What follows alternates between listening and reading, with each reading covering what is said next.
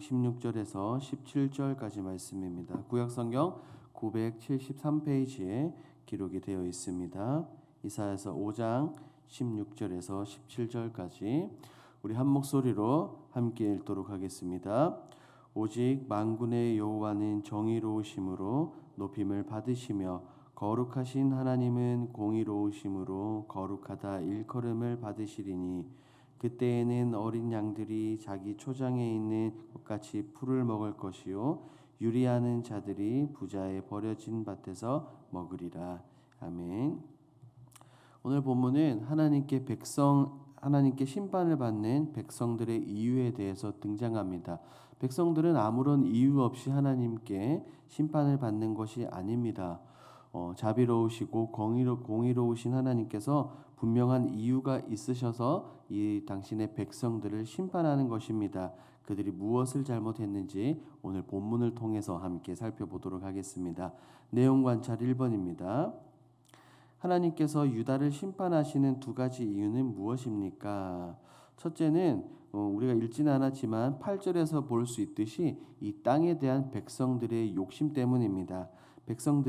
이스라엘 백성들에게 있어서 땅을 상실한다는 것은 곧 그들이 누릴 수 있는 자유를 상실한다는 것과 동일합니다. 본래 이스라엘은 이 전통에 따라서 하나님의 약속인 선물의 땅을 한 사람이 혹은 누군가가 절대로 독점할 수 없습니다.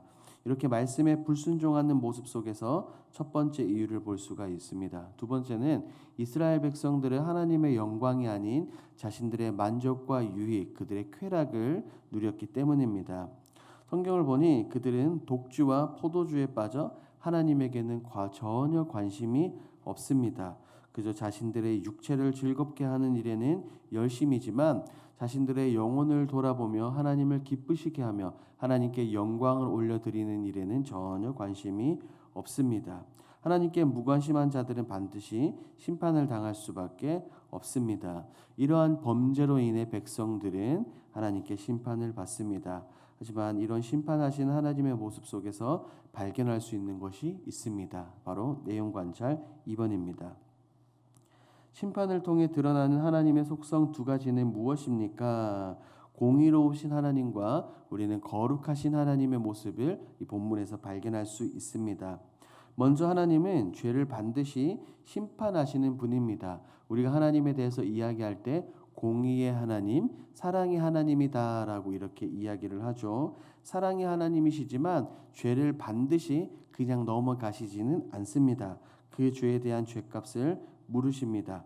그리고 거룩하신 하나님입니다. 하나님은 거룩하신 분이기 때문에 죄와 함께 하실 수 없습니다. 이는 마찬가지로 하나님의 택함 받은 백성들 역시 하나님의 모습을 따라 거룩해야 됨을 의미합니다.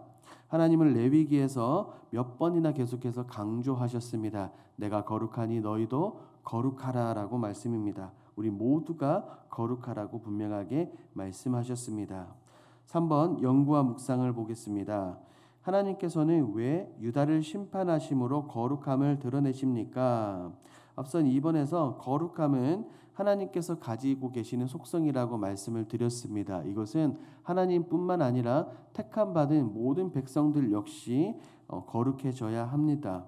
거룩하다, 이 원어의 의미를 살펴보면 이것은 분리하다, 자르다라는 의미입니다. 곧 이 말은 부정한 것들에서 구별되어야 된다는 것이죠. 즉 죄에서 구별되어야 함을 의미합니다.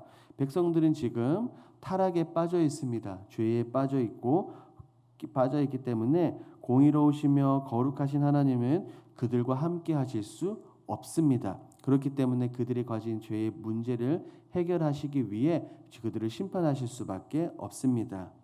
우리가 알 수 있는 것처럼 빛과 어두움은 절대로 공존할 수 없습니다. 마찬가지로 거룩함과 죄는 함께할 수 없습니다. 그래서 하나님은 지금 백성들을 심판하심으로 하나님의 거룩하심을 드러내고 계십니다. 이런 하나님의 모습을 보면 몇 가지 드는 생각들이 있습니다. 4번 느낀 점으로 가보겠습니다. 탐욕과 쾌락에 빠진 유다를 심판하심으로 거룩함을 드러내시는 하나님의 모습에서 무엇을 느낍니까? 저는 먼저 첫 번째 이 백성들의 모습을 반면교사 삼아야 한다고 생각합니다. 그들이 왜 하나님께 심판을 당하는지, 하나님은 무엇을 싫어하는지를 분명하게 깨달아야 합니다. 우리에게 있어서 아주 좋은 모범 사례가 바로 성경에 나오는 이스라엘 백성들이죠. 우리들이 지을 수 있는 모든 죄를 이스라엘 백성들 역시 동일하게 짓고 있습니다. 그리고 심판하시는 하나님의 모습을 보며 다시금 거룩하신 하나님의 모습을 깨닫게 됩니다. 하나님은 죄와 함께 하실 수 없는 분입니다. 그러므로 우리가 하나님과 동행하기 위해서는 우리가 가지고 있는 이 죄의 문제를 반드시 해결해야 됩니다. 그 죄의 크기와 상관없이 모든 죄는 반드시 해결되어야 합니다. 또한 심판하시지만 사랑의 하나님의 모습을 발견할 수 있었습니다. 만약에 하나님께서 백성들을 사랑하지 않으신다면 굳이 심판하실 이유도 심판하실 필요도 없습니다. 그냥 무관심으로 그냥 유기하시고 그냥 버려두시면 됩니다. 하지만 백성들을 사랑하시고 다시 돌아오기를 원하시기 때문에 하나님은 그들을 심판하고 계시죠. 본문 속에서 공의와 사랑의 하나님을 발견하며 끝까지 그들을 관심을 가지시고 돌아오기를 바라는 이 사랑의 하나님의 모습을 느낄 수 있습니다. 5번 보겠습니다. 내가 즉시 돌아서야 할 탐욕과 쾌락은 무엇입니까? 아마 여러분들이 기도로 이 새벽 예배를 준비하면서 이 5번에 대한 질문의 답을 해보셨으리라 생각합니다. 그 누구도 어떤 사람도 죄에서 자유롭지 못합니다. 이미 2000년 전에 예수님께서 십자가에서 승리를 하셨지만 아직도 작은 죄들은 우리를 유혹하고 우리를 넘어뜨리려고 하고 있습니다. 그러므로 우리는 성경이 말하고 있는 것처럼 죄와 피 흘리기까지 싸워야 될 줄 믿습니다. 또한 우리는 끊임없이 육신의 정욕, 안목의 정욕, 이생의 자랑과 싸워야 합니다. 조심해야 될 것들이 너무나 많습니다. 악한 마귀는 예수님조차 시험하려고 했습니다. 그러니 우리에게 어떻게 다가오겠습니까?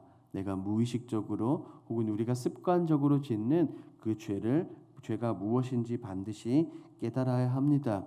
그냥 생각하고 깨달을 수 있는 것은 아닙니다. 반드시 말씀과 비교하여 말씀의 거울에 비춰 보아야 나의 문제, 죄가 가진 죄가 무엇인지 분명하게 깨달을 수 있습니다. 5-1번을 보겠습니다. 내가 집착하는 현실의 문제를 내려놓고 하나님께서 행하시는 일을 바라보기 위해 무엇을 결단하겠습니까? 잘 생각해 보면 우리가 목숨 걸고 집착하는 이 문제들은 곧 세상의 많은 문제들입니다. 마치 백성들이 본문에서 땅을 사고 그들이 먹고 마시고 쾌락을 즐긴 것처럼 우리는 세상의 일에 관심을 더 가지는 경우가 많습니다. 물론 우리는 세상에서 살아가기 때문에 이 모든 것에서 완전히 관심을 끊을 수는 없습니다. 하지만 앞서 말씀드린 것처럼 우리가 하나님이 가지고 계시는 속성, 거룩함을 기억을 해야 합니다. 거룩, 그것은 구별되어야 하는 것입니다. 죄와 구별되기도 하지만 세상과 반드시 구별되어야 한다는 겁니다. 그것은 세상이 모든 것이 아니라는 거예요. 세상이 끝이 아니라 우리가 이 땅을 살아가지만 이 땅에 목숨 걸지 않고 우리의 시선을 이 땅이 아니라 저 본향 하늘에 두며 살아가는 것입니다. 마치 야곱과 요셉이 죽어서라도 그들의 해골이라도 가나안으로 돌아가기를 열망하고 살았던 것처럼 우리 역시 이 땅을 살지만 하늘을 바라보며 살아가야 합니다. 그렇게 살기 위해서는 우리의 가치관, 우리의 생각이 반드시 바뀌어야 합니다. 말씀을 통해 생각이 바뀌고 시선이 바뀌어야 우리는 하늘에 소망을 두고 살아갈 수 있습니다. 그러므로 우리 사랑하는 모든 성도님들 기억하십시오. 우리는 하나님께 시선을 고정해야 될 줄 믿습니다. 우리 주님께만 시선을 고정하고 달려나가십시오. 나에게 있어 최우선 가치는 썩어 없어질 세상이 아니라 영원히 변하지 않는 하나님과 하나님 나라임을 기억해야 합니다. 그래야 하나님의 역사하심을 직접 경험하며 누릴 수 있습니다. 이것을 기억하시고 세상 것들을 사랑하는 것이 아니라 세상 것들은 잠시 내려놓고 하나님의 영광을 위해 달려가시고 하나님의 영광을 위해 살아가시는 저와 여러분들이 되길 주님의 이름으로 축복합니다.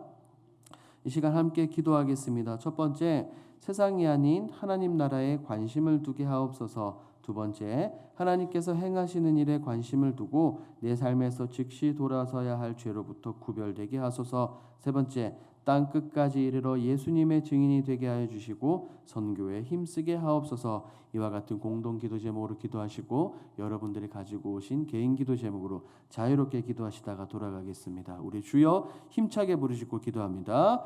주여. 하나님 감사합니다. 하나님 오늘 말씀을 통하여 하나님 백성들처럼 이 세상에서 믿는 것들을 관심을